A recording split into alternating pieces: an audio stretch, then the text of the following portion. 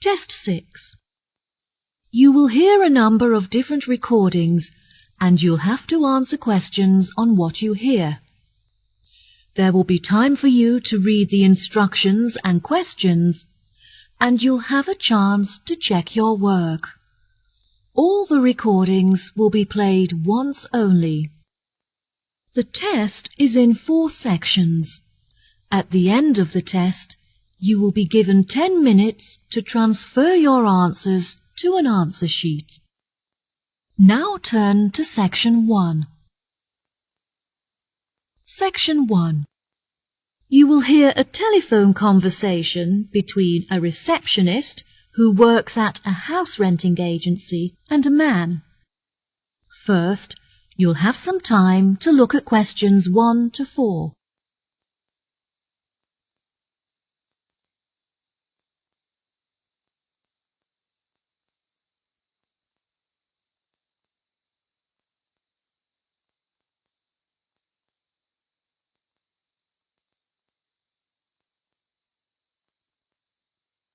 You will see there is an example that has been done for you. On this occasion only, the conversation relating to this will be played first. Hello, how can I help you today? Yes, hello. I'm just phoning you as I have seen an advertisement on your website for a property that I'm interested in renting. If possible, I'd like to find out some more information before I organise a viewing. No problem at all. What is the address of the property that you'd like to inquire about? It's 21 North Avenue. Okay. The address of the property is 21 North Avenue. So, 21 North has been written in the space. Now we shall begin. You should answer the questions as you listen, because you will not hear the recording a second time. Listen carefully and answer questions 1 to 4. Hello, how can I help you today? Yes, hello. I'm just phoning you as I have seen an advertisement on your website for a property that I'm interested in renting. If possible, I'd like to find out some more information before I organise a viewing.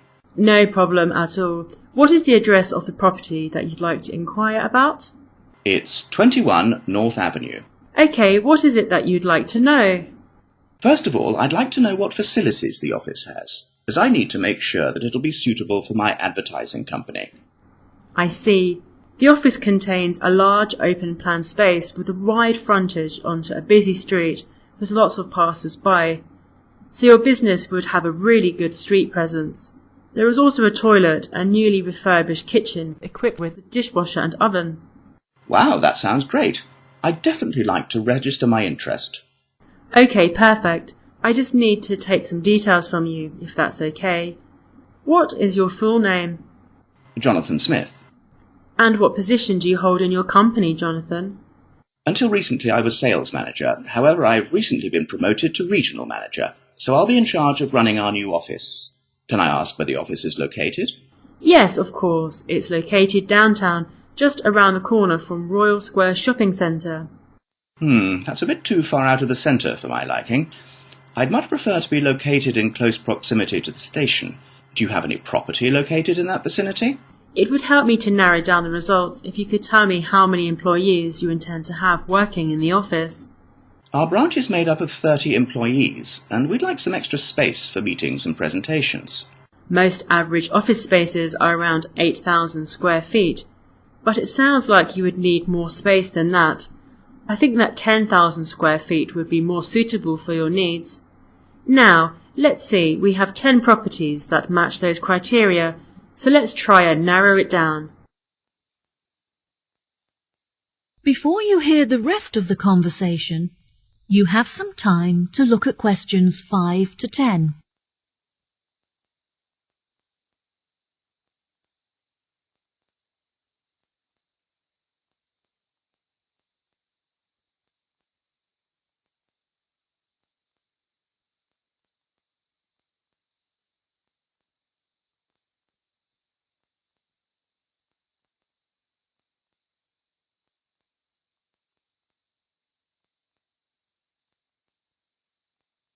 Now listen and answer questions 5 to 10. Do you have any other requirements? Well, we'll need access to the office 12 hours a day, but security should be 24-hour. We don't hold any money on the premises, but it's crucial that we protect our customer information against theft. Okay, anything else? Yes, ideally I would prefer the new office to be split over 2 levels, so that the working office area is kept separate from street level.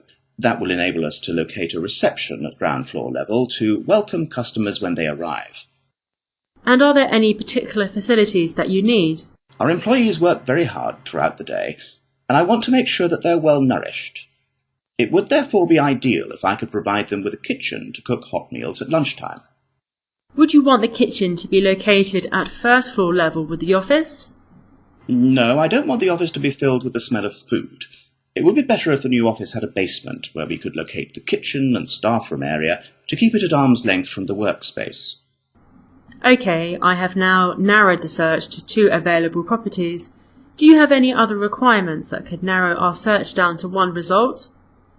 All of our office staff will be working at desktop computers, so I'll need the office to be equipped with at least 40 power sockets if possible. Anything else? Studies have shown that exercise is very important for maintaining happiness and healthy brain function. In an office environment, it's very difficult to get sufficient daily exercise, so it would be great if they had access to a nearby exercise area. One of the available offices is located next door to a gym. Would this be suitable? Yes, absolutely. A gym is exactly what I was thinking of. Brilliant. Do you need the office to be furnished? I don't think so. I already have some furniture, so I would prefer to bring this myself. That's no problem at all. And before I forget, we will definitely require Wi-Fi access, as much of our work and customer recruitment is carried out online. No problem. It sounds like the property will suit your needs perfectly. I've taken the liberty of booking you a viewing at 3 p.m. on Thursday, so you can see it for yourself. Is there anything else I can help you with today? No, I think that's all the information I need. Thanks very much for your help. No problem. It's been my pleasure to be of assistance. Goodbye. That is the end of section 1. You now have half a minute to check your answers.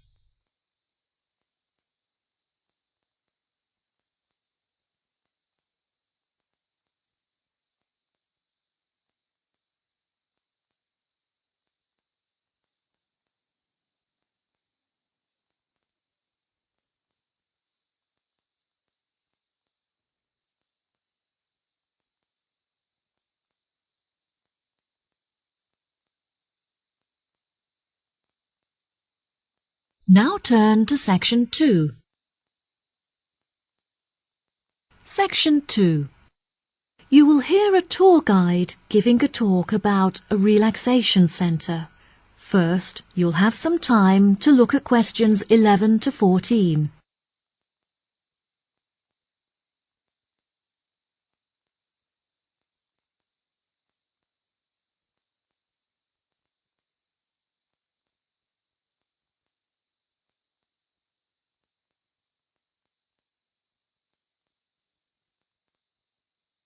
Now listen carefully and answer questions 11 to 14.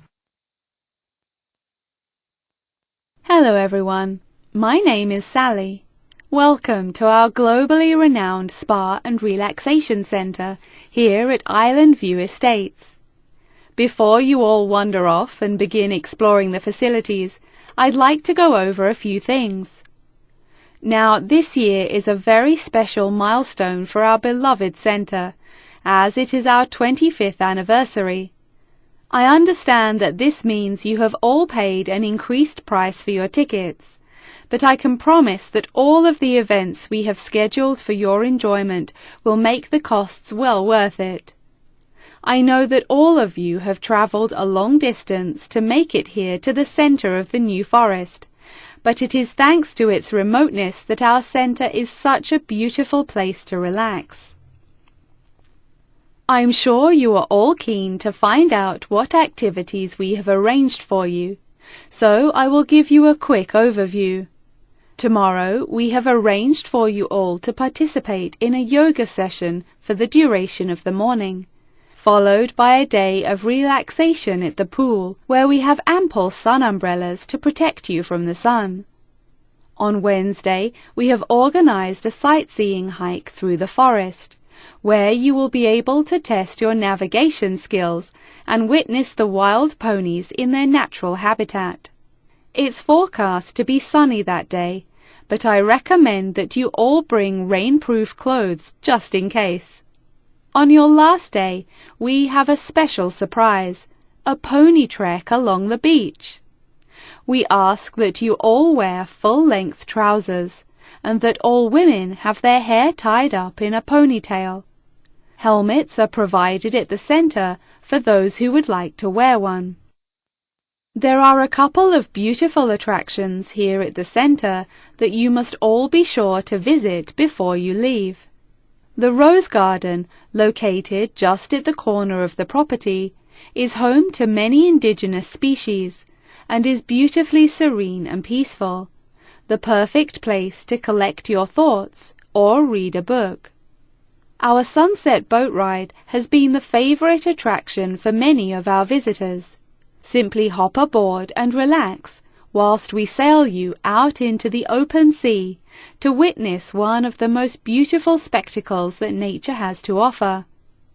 Last, but certainly not least, is the freshwater pond, which serves as a watering hole of sorts. Some of you may even be lucky enough to spot our resident kingfishers, who are members of a very rare and endangered species. Once you have all unpacked and settled into your rooms, we will be taking you out to the neighboring island for a bonfire and barbecue dinner. The island is very small, and the bicycle trails make it very easy to explore all of its beautiful corners. As the island is entirely separate from the mainland, it has never been inhabited by wildlife, so you can all roam freely and safely. We have some bonding exercises for you all to take part in around the bonfire, where you can potentially make new friends and discover a lot about yourself. Before you hear the rest of the talk, you'll have some time to look at questions 15 to 20.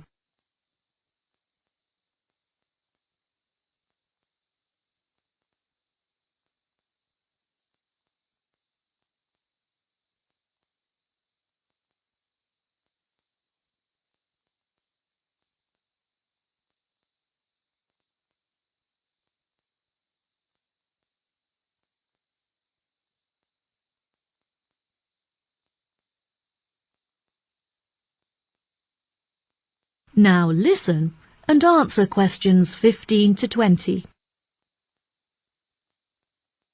Now, let me tell you a little bit about the facilities that the resort has to offer. For those of you keen on indulging in a little bit of retail therapy, just wander along to our tourist centre, where we have a wide selection of presents on sale at reasonable prices. If you are feeling more drawn to the natural surroundings and scenery, I recommend that you take a trek up the mountain, where you can enjoy the panoramic outlook from the peak. For a bit of cultural indulgence, why not pay a visit to our small on-site theatre, where you can enjoy watching a range of movies and check out some works by our resident street artists.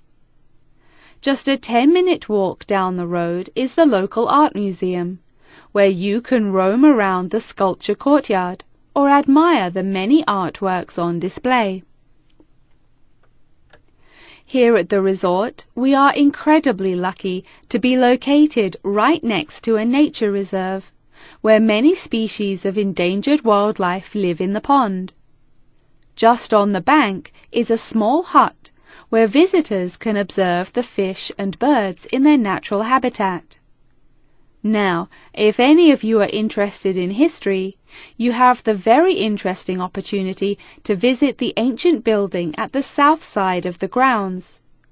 The building is now a museum, However, it originally served as a jail for those charged with crimes of treason against the royal family. Well, that just about rounds it up. Now, if anyone has any questions? That is the end of section 2. You now have half a minute to check your answers.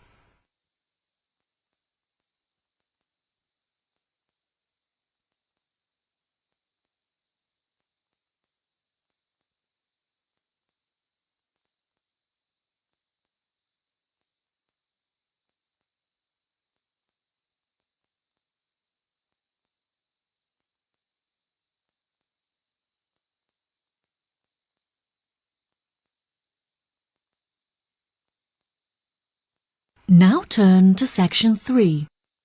Section 3. You will hear Lara and Tommy, 2 students, talking about their book club. First, you'll have some time to look at questions 21 to 24.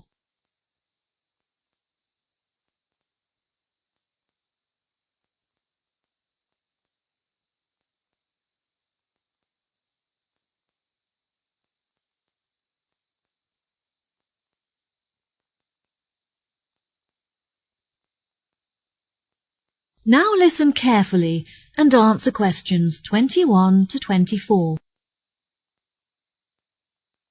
Hi, Tommy. I haven't seen you for ages. How have you been? Oh, hi, Lara. I'm great. I've just joined a local book club that meets every Wednesday, and I'm really enjoying it. Next week, we're discussing the novels of Charles Dickens. I'm really looking forward to it, as he's my favourite author. Yes, absolutely. His novels are wonderful. I attended Dickens' book club too. Would you like to do a practice session with me in preparation for your meeting? Sure, that sounds great. Let's start by discussing the main characters in David Copperfield and the ways in which they're affected by the events of the story as it develops. What do you think of Rosie? I think that she's a really sweet character in the beginning, but as the story progresses, she becomes bitter because of how her relationships had turned out in the past. That's true. Her sisters all marry and live happily ever after, but she ends up alone. It is very interesting to see how deeply the change in her personality affects her relationships. What is your opinion of Florrie? I find her very manipulative. She seems intent on seeking attention, so whenever she wants something from her family members, she persistently acts in a very silly manner, just like a kid. Unfortunately, many people do not realize this, and so they give her the attention that she's seeking, which only encourages her to continue behaving this way. Yes, Florrie is the complete opposite of Lizzie. Lizzie is very sensitive, and she has a true perceptiveness into how people are feeling and how they behave, which enables her to act appropriately towards them. She is very kind and generous and cares about how people feel. That's true, and I really like her character too. My least favourite character is Estelle, because she acts so selfishly and gets enjoyment from making others suffer. Unfortunately, there are many people like her in the world who intend to make others feel like this. It's interesting how you can associate so many of the characters with people that you know in real life.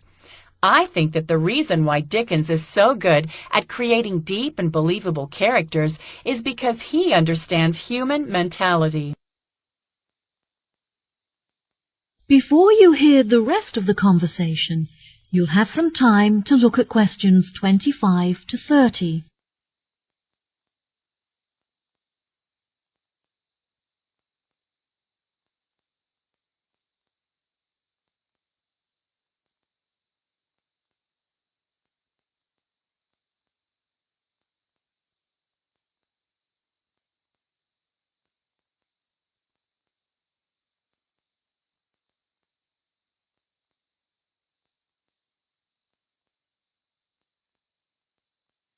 Now, listen and answer questions 25 to 30.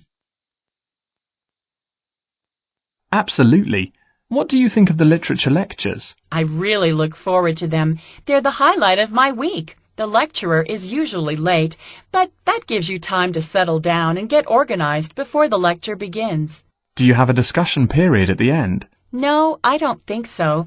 We're meant to, but since the lectures often begin late, this means that there is no time left for a conversation about the lecture. I think this is a real shame, because it really helps you to gain a good understanding of the books when you hear other people's opinion of it. What about your lectures? My lecturers have very good organisation skills, so their lectures are well organised and packed full of information. They always leave enough time at the end for consideration, when everyone is really quiet and we reflect on the lecture in our own minds before we open up for discussion. This really helps you to gather your thoughts and absorb the information from the lecture. Oh, that sounds brilliant. Do you think there is anything that needs to be improved?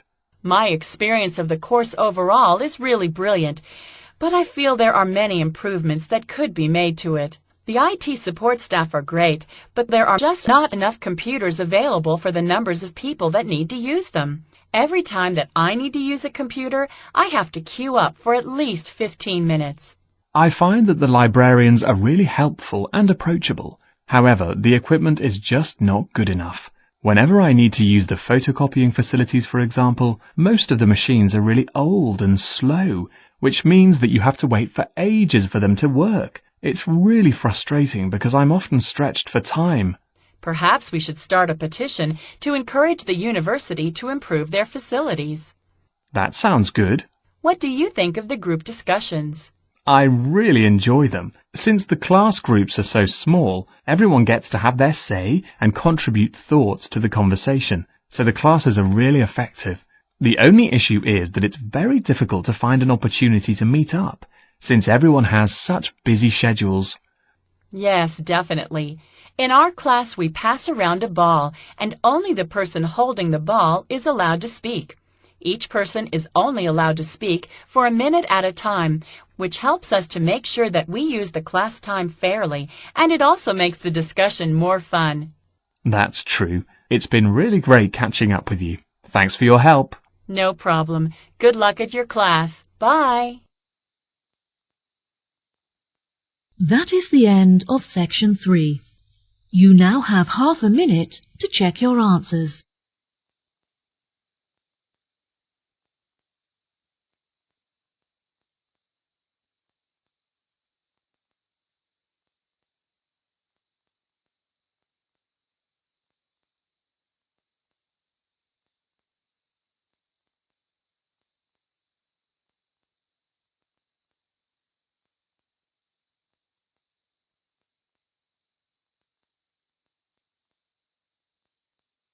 Now turn to section 4.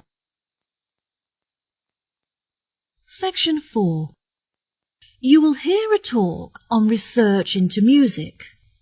First, you have some time to look at questions 31 to 40.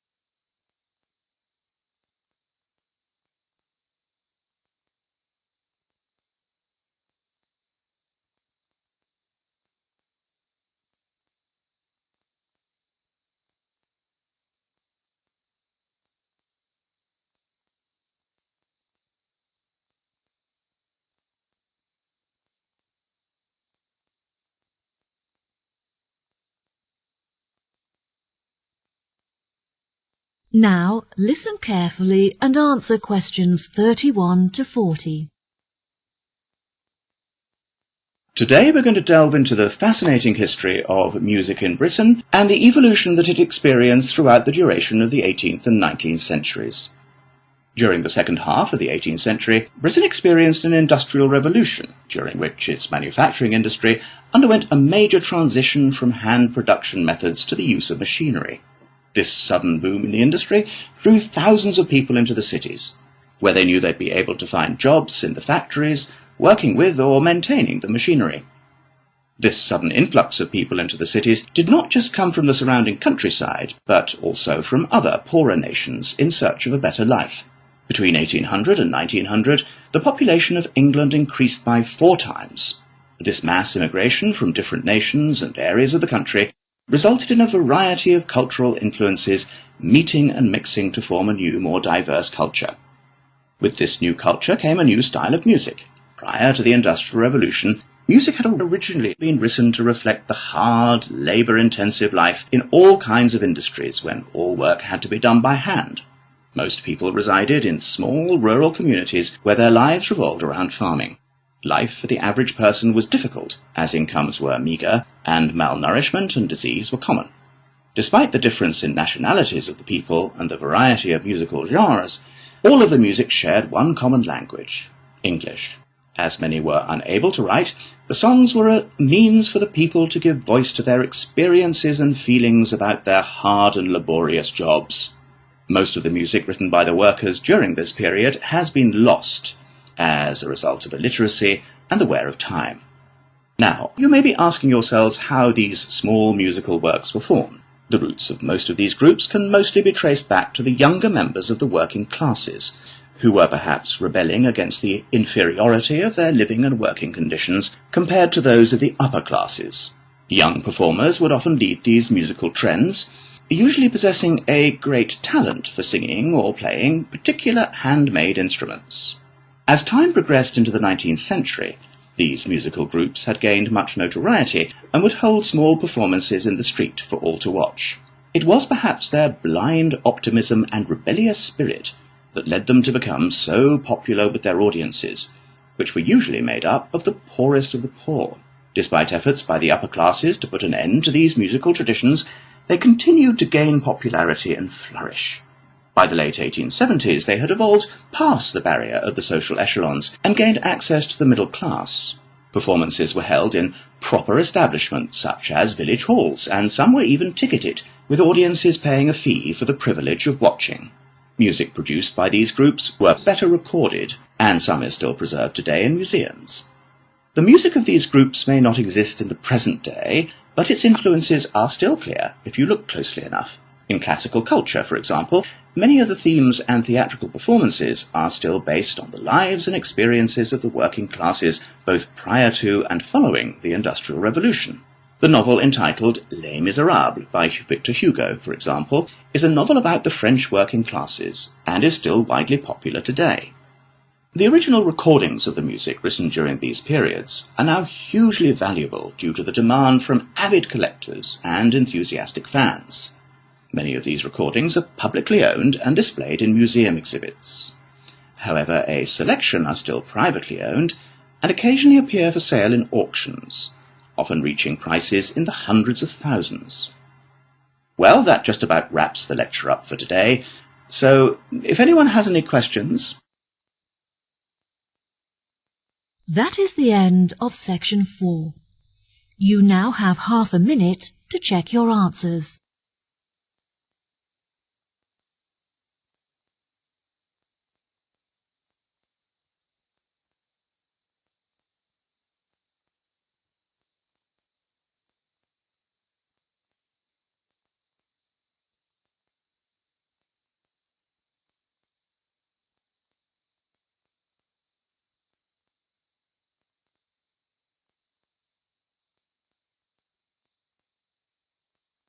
That is the end of the listening test.